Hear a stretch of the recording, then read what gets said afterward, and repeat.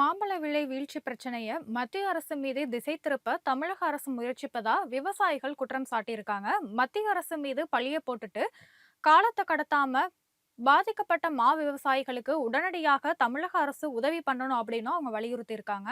தமிழகத்துல கடந்த ஆண்டை விட இந்த முறை மாம்பழ விளைச்சல் அதிகரித்து இருக்கு. குறிப்பா கிருஷ்ணகிரி, திண்டுக்கல், தருமபுரி, திருவள்ளூர், தேனி, திருப்பத்தூர், சேலம், வேலூர், மதுரை மாவட்டங்கள்ல சுமார் 3,50,000 ஏக்கர்ல சாகுபடி செய்யப்பட்டு இருக்கு. ஏக்கருக்கு 2 முதல் 2,5 டன் வரைக்கும் மாம்பழம் உற்பத்தியாகும் நிலையில நடப்பாண்டு ஏக்கருக்கு 3,5 டன் வரைக்கும் விளைச்சல் அதிகரித்திருக்கு. ஆனாலுமே உரிய விலை கிடைக்காமல் தமிழக விவசாயிகள் பெரிய தவிப்புக்கு ஆளாகி இருக்காங்க.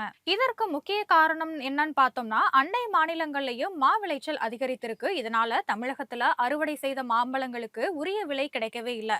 அது மட்டும் இல்லாம தமிழகத்துல உள்ள மாம்பழ கூழ் தயாரிப்பு ஆலைகள்லயும் உற்பத்தி நிறுத்தப்பட்டு இருக்கு. தமிழக மாம்பழங்களை கொள்முதல் செய்ய ஆந்திர மாநில அரசும் தடை விதிச்சிருச்சு.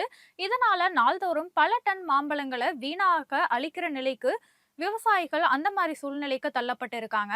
இதனால கடுமையா பாதிக்கப்பட்டுள்ள மாம்பழ விவசாயிகள் வீதியில இறங்கி போராடி வரும் நிலையில இதற்கு உரிய தீர்வு காணாமல் இந்த பிரச்சனைய மத்திய அரசு பக்கம் தமிழக அரசு திசை திருப்பும் முயற்சியில ஈடுபடுவதா விவசாயிகள் அதிருப்தி தெரிவிச்சிருக்காங்க. விவசாயிகளுக்கு ஏக்கருக்கு 25,000 ரூபாய் இழப்பீடு வழங்கணும் அப்படின்னு கோரிக்கையும் எழுந்திருக்கு. இந்த நிலையில சந்தை தலையீடு திட்டத்தை செயல்படுத்தணும் அப்படின்னு மத்திய வேளாண் அமைச்சர் சிவராஜ் சிங்க்கு முதல்வர் கடிதம் எழுதியிருக்காரு. இதுல மத்திய அரசு நடவடிக்கை எடுப்பதற்குள்ள மாம்பழ சீசனே முடிஞ்சிரும் அப்படின்னு விவசாயிகள் வேதனை தெரிவிச்சிருக்காங்க.